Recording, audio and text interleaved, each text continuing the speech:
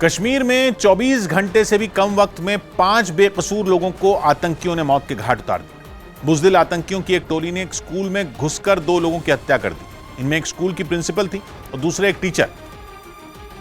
और कहा जा रहा है कि दोनों को निशाना केवल इसलिए बनाया गया क्योंकि प्रिंसिपल सुपिंदर कौर एक सिख महिला थी और दीपक चांद एक हिंदू थे। जिस स्कूल में इस घटना को अंजाम दिया गया वो श्रीनगर के बाहरी इलाके में है, जहां दूर दूर तक आबादी नहीं है, न कोई चहल पहल है न कोई बाजार। इसीलिए आतंकी स्कूल में बेधड़क दाखिल हो गए। बताया जा रहा है कि स्कूल की प्रिंसिपल सुपिंदर और टीचर दीपक बाहर मैदान में ही बैठे हुए थे।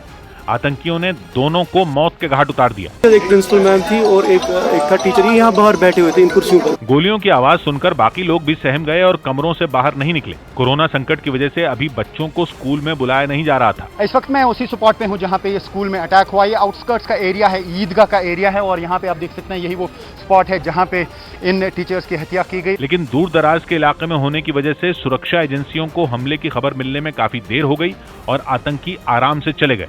लेकिन इस खबर के बाद पूरे जम्मू कश्मीर में मातम का माहौल बन गया। टीआरएफ नाम के आतंकी संगठन ने हमले की जिम्मेदारी ली, लेकिन सुरक्षा बल के लिए चुनौती यह है कि अब तक तो आतंकी पुलिस और सेना के ठिकानों को ही निशाना बनाते थे, लेकिन अब कायर आतंकी आम लोगों को भी निशाना बनाकर दहशत फैलाने में लगे। और किसी भी राज्य में हर नागरिक के पीछे सुरक्षा बल की तैनाती मुमकिन नहीं है।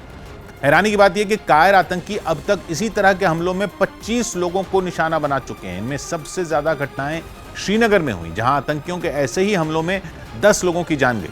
पुलवामा और अनंतनाग में 4 लोगों को मारा गया। कुलगाम में 3 लोगों की हत्या आतंकियों ने की। बारामूला के 2 लोगों को इसी तरह से मारा गया, जबकि बडगाम और बांदीपुरा में एक व्यक्ति की जान आतंकियों के ऐसे ही कायराना हमलों में चली गई।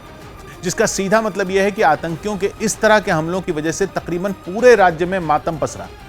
इस बार जिन 2 लोगों की हत्या हुई उन दोनों का ही परिवार जम्मू में रहता है, जबकि नौकरी के लिए दोनों टीचर श्रीनगर में थे। लेकिन जैसे ही आतंकी हमले की खबर जम्मू तक पहुंची, लोगों के पैरों तले जमीन खिसक गई। लोगों का रो रो कर बुरा हाल है। सास समझ ही नहीं पा रही कि उसकी बहू का कसूर क्या था। धर्म के नाम पर सुपिंदर कौर नाम की जिस महिला प्रिंसिपल को मारा गया, उसके मातम में शरीक होने इलाके के मुस्लिम भी पहुंचे। वो भी ऐसे जो सुपिंदर की दरियादिली की मिसाल देते हैं। 50% अपनी पे गरीबों, यतीमों, मिस्किनों, राह चलते हुए को भी उस पे ही खर्च कर देते, 50% पे। ऐसा ही हाल दीपक चांद के परिवार का भी है। घर में हर चेहरा रुआंसा है, आंखें नम है, मातम का शोर है और सबके मन में शायद यही सवाल है कि दीपक का कसूर क्या था। वो अपने पापा को ढूंढेगी, कहां से देना है। कैजुअलिटी एक बंदे की कैजुअलिटी नहीं, उसकी भविष्य की कैजुअलिटी हुई। वो अपने पापा को ढूंढेगी, कहां से देंगे। दीपक चांद का पूरा परिवार दशकों तक कश्मीर में ही रहा था, लेकिन 90 के दशक में कश्मीरी पंडितों के साथ आकर जम्मू में बस गया था। लेकिन कश्मीर में नौकरी करने के लिए दीपक चांद प्रधानमंत्री के एक विशेष पैकेज के तहत गए थे। आतंकियों की कोशिश ऐसी हत्याओं के जरिए लोगों के मन में डर पैदा करने की है। इसीलिए गृह मंत्रालय में इन हत्याओं पर एक हाई लेवल मीटिंग हुई, जिसमें एनएसए अजीत डोभाल के अलावा सीआरपीएफ और बीएसएफ के बड़े अधिकारी भी पहुंचे। सूत्रों के मुताबिक कश्मीर में आतंकियों के निशाने पर अल्पसंख्यक समुदाय के लोग हैं। इसके लिए आतंकियों ने अब छोटे हथियारों का इस्तेमाल करना शुरू किया है, क्योंकि बड़े हथियारों की सीमा पार से तस्करी सुरक्षा बल की चौकसी के कारण करीब करीब बंद है। माना जा रहा है कि अपनी मौजूदगी दर्ज कराने के लिए आतंकी ऐसे लोगों को निशाना बना रहे हैं जिनके पास न तो हथियार हो, न ही वो लड़ने के लिए तैयार हो। मतलब आम नागरिकों को चुन चुन कर मारा जा रहा है। इसीलिए ऐसे हमलों के लिए उन्हीं जगहों को चुना जा रहा है जहां भीड़ भाड़ कम हो और हमले को अंजाम देने के बाद आतंकियों को भागने के लिए पूरा वक्त मिल जाए। आतंकियों की कोशिश ऐसे हमलों के जरिए ज्यादा से ज्यादा युवाओं को अपने साथ जोड़ने की। सौभाग्य की एक बात यह कि जम्मू कश्मीर में टीआरएफ यानी द रेजिस्टेंस फोर्स नाम के आतंकी संगठन ने 3 दिन में 5 हत्याओं को अपनी करतूत बताया।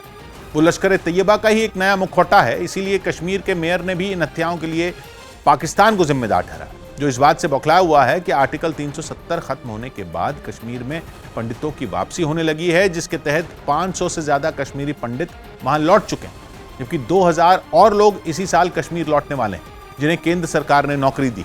और उन्हीं लोगों को डराने के लिए आतंकी 1990 जैसे हालात पैदा करने की कोशिश कर रहे हैं।